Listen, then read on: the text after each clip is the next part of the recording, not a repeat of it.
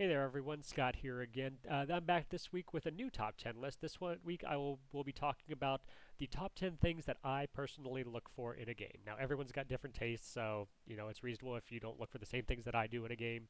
Some people want the more casual experience, some people want the more hardcore, really into it experience. I tend to be somewhere in the middle. But there's a few things I really look for, and there's a few things I really try to avoid in games, and sometimes they counteract each other. So I'll be talking about a few of those things today. I've got these kind of in a order of preference, but ultimately, any one of these, it's hard to say how much one of them is going to weigh out over the others. Um, the other factor is if a game doesn't have one of these 10 things, it doesn't mean I'm not going to like it. In fact, I don't think I can even think of a game that has all 10 of these factors in it. But the more of these factors it has, the more interested I tend to be in a given game when I hear about it. So let's just start it right off with my number 10, which is unique themes.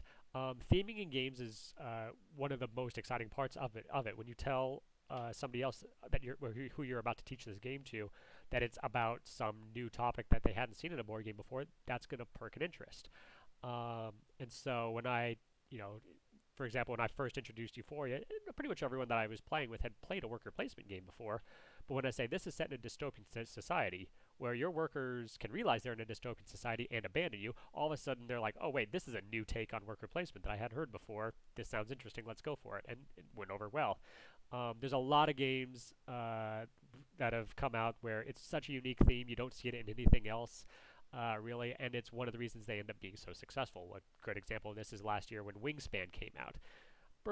You see so few games about topics such as like bird watching, and so everyone loved this new idea for theme. Plus the fact that it was so well designed that it just took off.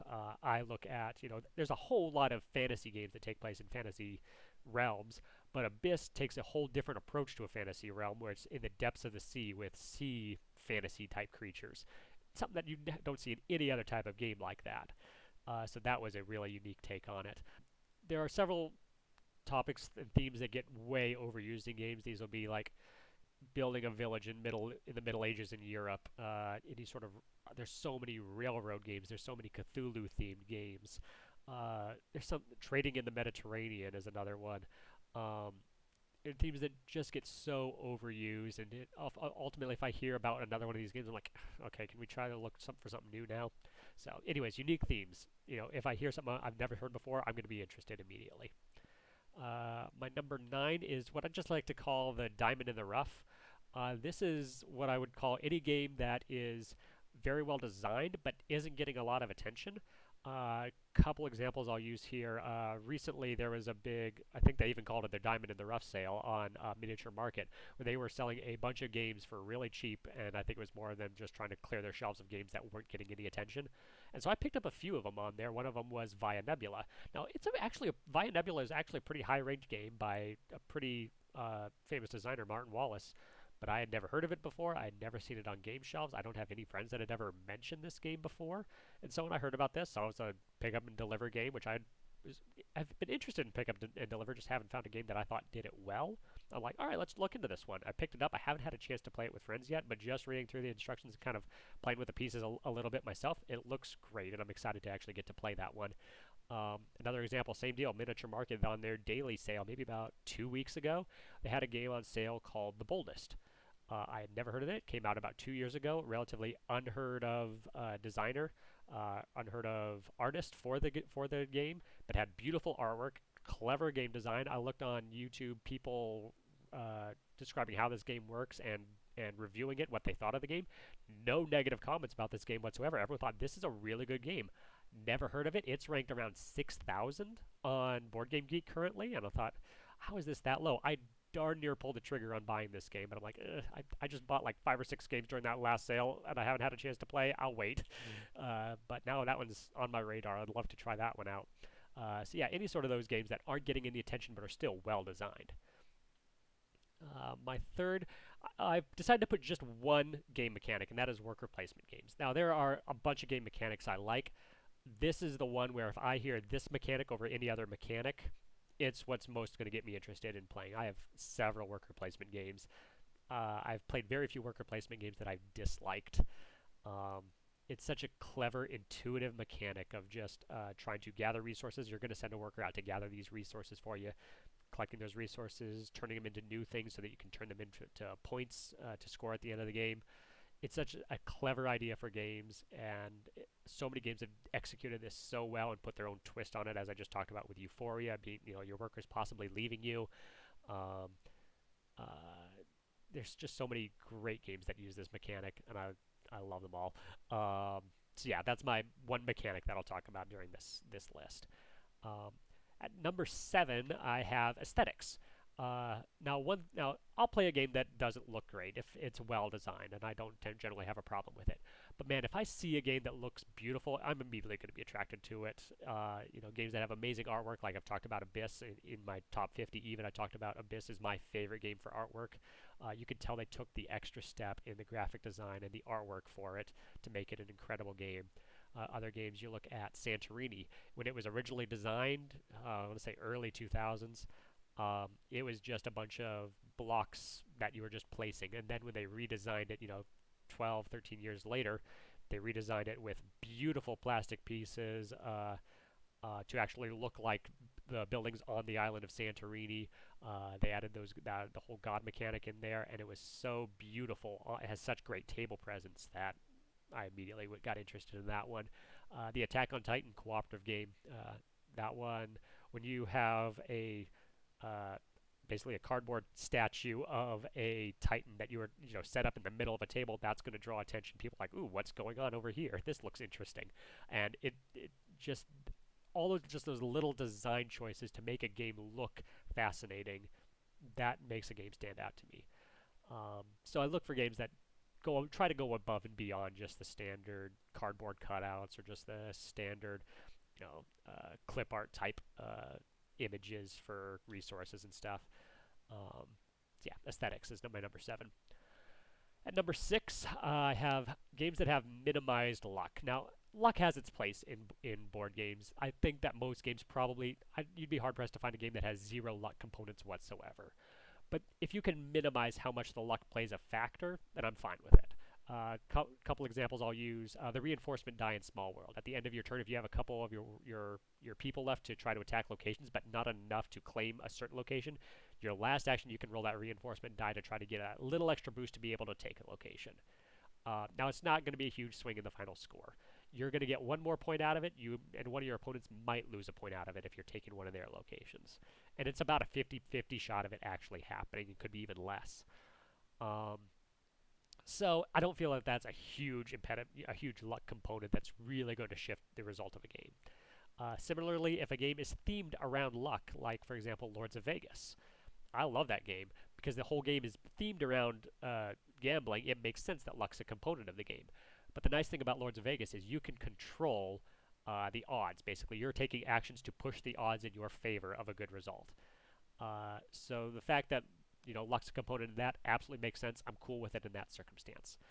Where luck's not a good component is if it's a mandatory thing that you cannot, a mandatory action or event that you cannot circumnavigate. You can't improve your odds of getting out of the circumstance, and it has a major effect on the gameplay. An example I'll use of this in a game that I own, the Oregon Trail cooperative game, is there is about a 1 in 30 chance where the first player on the first turn will be drawing a card that says, you are dead and are no longer playing the game. That's just bad game design, frankly. A game should not kick you out of the game on the first turn, especially a 1 in 30 chance of it happening. And so some people will say, oh yeah, that doesn't happen that often. It happened once. Once was too much. It pushed everybody who had never played that game immediately away from it. So that's just one example of where luck is poorly implemented in a board game. I will say in that case, somewhat thematic because that's as brutal as the original Oregon Trail video game, but still, that's not a circumstance I want at my gaming table. So, in at number 5, filling a gap in my library. So this is where there's some component that I do not have in my collection of board games. Right now, I've got about 90 games in my collection. But there are some places where I'm like, ooh, I don't have a game that's scratches this particular itch. I'm looking to do this in a board game, and I don't have the game to do that. So a couple examples that I'll use is certain player counts. I have a lot of games that are really good at 4 players, a fair number that are pretty good at 5 or 6 players. Um, and I'm not usually in circumstances where I'm looking for a 7 to 8 player game, but I've got a couple just in case I need them. But I have very few middleweight 2 player games. I've got a couple light ones, like I talked about Santorini, which I can teach in 5 minutes and it's light, plays quick. I've got a few really heavy ones like Star Wars Rebellion, but that is a 3 to 4 hour time commitment. So I love this. Like one thing I'm looking for in my to add to my collection is a good 2 player game that takes an hour to 2 hours and has some heavy strategic thought put into it, as opposed to something more casual and quick like Santorini.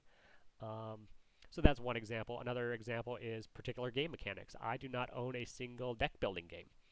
I enjoy deck building quite a bit. I've played several that I enjoy, but I just haven't found a game that's just right for me. Now I could probably immediately, tick off both of those boxes by picking up something like Star Realms, but it's not quite the game I'm looking for to really itch that deck building craving that I occasionally get.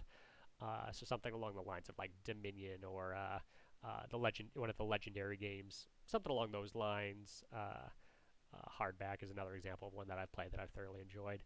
Um, a good deck building game would be good to add to my library. So anything that fills one of those little gaps is something that will immediately catch my eye. I'm like, ooh, I wonder if this is a good fit for me.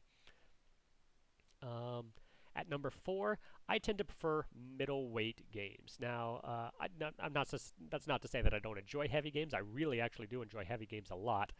But it's hard to get a group of people of like 3 or 4 or 5 people who want to sit down for a 3 to 5 hour single game gaming session, and have to really burn their brains on it. Uh, at the same time, and it's nice to get those to the table every once in a while. And I do enjoy light games, where it takes 10 to 15 minutes, but more in a social setting. A lot of times in those kind of games, you can just shut your brain off and just play.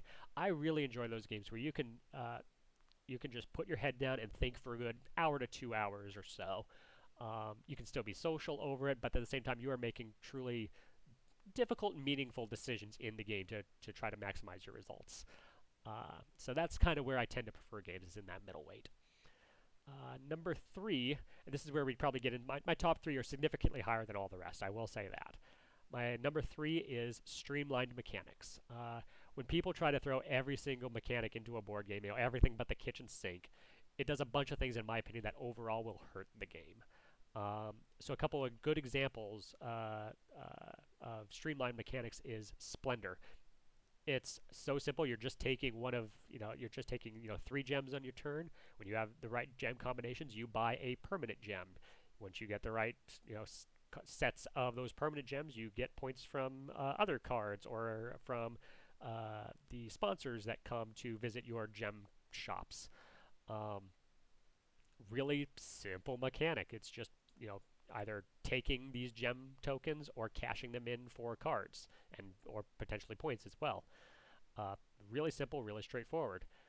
Uh, and then on the other end of the spectrum is where you got a game it is worker placement, it is set collection, it is drafting, it is area control, and the list just keeps going on and on. And each of these things I really enjoy individually, but man, the more things you list, the more I'm like, okay, which of these things am I just going to have to ignore because this is just so much information overload for me. Um, and that's what ends up happening with a lot of the games like this is I'll find one mechanic where I'm just like, I don't quite follow what's going on, so I'm just going to ignore that. And there's been frequently instances where I've ended up winning the game or I've been very close to winning just by ignoring one of those mechanics that were thrown into it. If you can win a game by completely ignoring a game component, not even considering it, that's probably a sign that that component doesn't need to be in the game, in my opinion. But some people love to have all those options, and more power to them. They're just not what I look for personally. Um, One designer that is, in my opinion, atrocious for this is Stefan Feld. I tend to not enjoy his games because instead of feeling like one solid game, it feels like 6 mini games that have been crammed together into a single game. And so games like Bora Bora or Trajan, I've played those. I just can't get into them. I will say his one exception is Castles of Burgundy. It's such a simple deal where you're rolling 2 dice and you are either buying tokens or placing tokens. And 5% of the time you'll do one of two other things. If your dice numbers aren't great, you'll take another one of the other two options. But it is so simple and straightforward in that regard that I absolutely love that game. Um, so he does have Stefan Feld does have a knack for being able to do a variety of different things. But yeah, as long as he keeps it simple, I'll enjoy the games then. So that one, Notre Dame to some degree as well, is pretty good. Um, I'll use another example here. There was a game I was trying to design a board game at one point, and I had way too many mechanics stuck into this game. I had a friend come over. We were waiting for a third friend to show up, and so he and I just sat down with my prototype to just give it a go. And we played about 3 rounds of it just to see how things were going, and I immediately saw there's way too much going on. This is a couple of these things are really not working well. I'll just cut those out, really trim down what my game is. And the next time I made a prototype with just those trimmed down mechanics, it was probably 30% the game that it was originally. It was so much better. I've still kind of shelved that project for working on other projects that I think are going to be more successful, but that's another talk.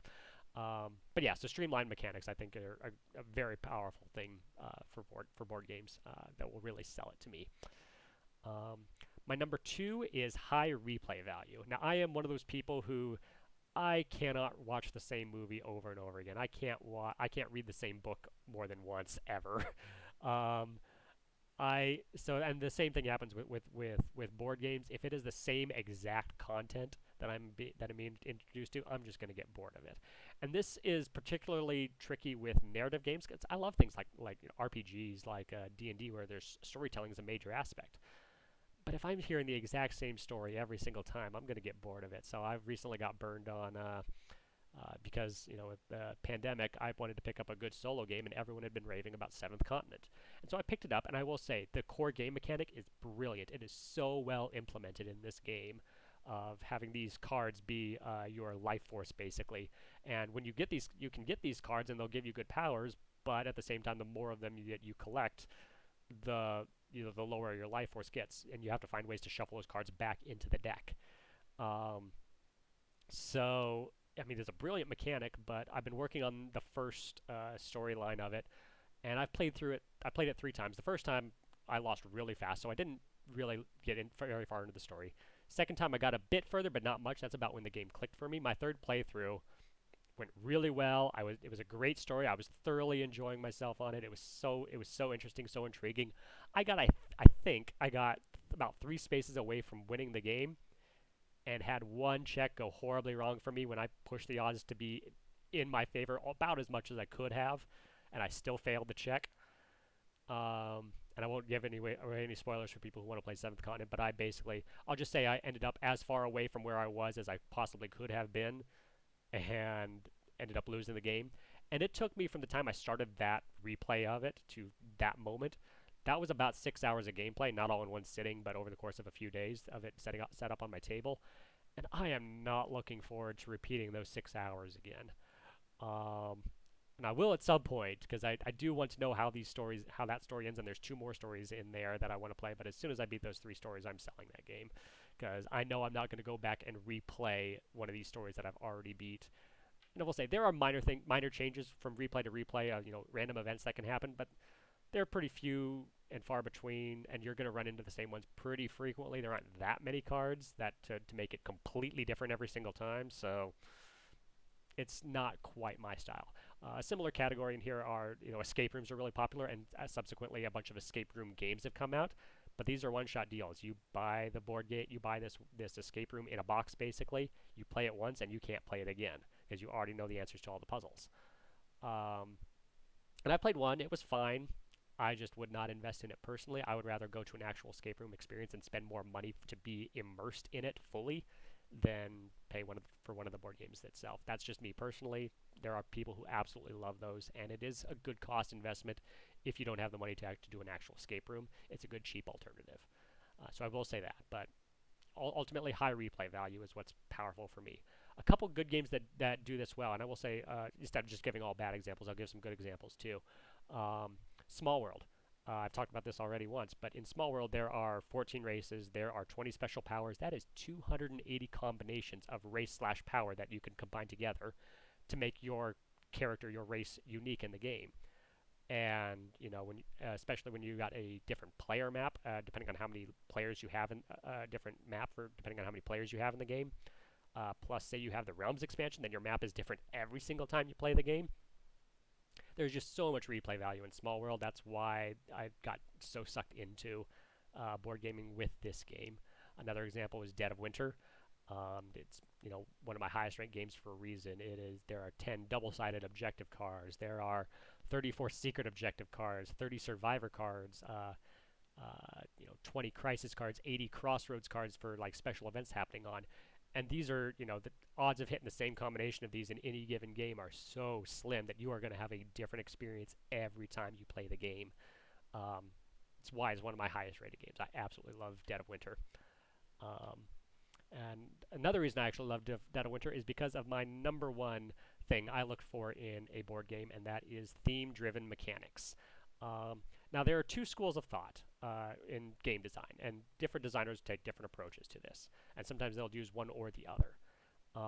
There is theme-driven mechanics, and there are just mechanic-driven games where they come up with. So theme-driven is where they come up with an idea for a theme for the game. So, say, making a chocolate factory. Okay, what sort of things would we have to do to make this chocolate factory? And they'll start to come up with mechanics in order to incorporate different ways of scoring points into the game. And they'll do it all based off of what would happen in a chocolate factory in that circumstance. And they'll do a lot of research about the theme and try to incorporate mechanics that are going to support that theme and make it feel like a really immersive experience. That is what I love in a game.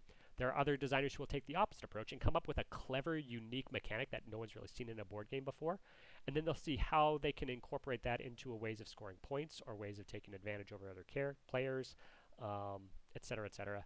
Um, and make it more of an abstract game, more along the lines of something like chess or checkers, backgammon, things like that. For the more related ones, for the less common ones, games like Santorini. It is purely mechanics driven, with the theme pasted on after the fact. And this is where I can get back to one of my number 10 with unique themes. It's amazing how often they'll come up with these mechanics, and they can really paste any theme on once they've completely designed this game, and they choose one of those mechanics, one of those themes that we pick, that we see in every single game. The Middle Ages Europe building a village, or trading in the Mediterranean. Uh, it's amazing how you can design these. In my opinion, if you come up with unique mechanics and then paste a theme afterwards, at least put on a unique theme. I think this, I don't know this is how he designed it, but I'm suspecting this is how Bruno Cathala came up with Abyss, is that he came up with these mechanics first and then decided to paste a theme on after the fact and came up with a really good one, and really unique one. And I think that is why Abyss sells as well as it does, because I think it was primarily a mechanic-driven game. Um, but anyways, yeah, theme-driven mechanics, that's what drives it for me. So I'll use Dead of Winter as my example.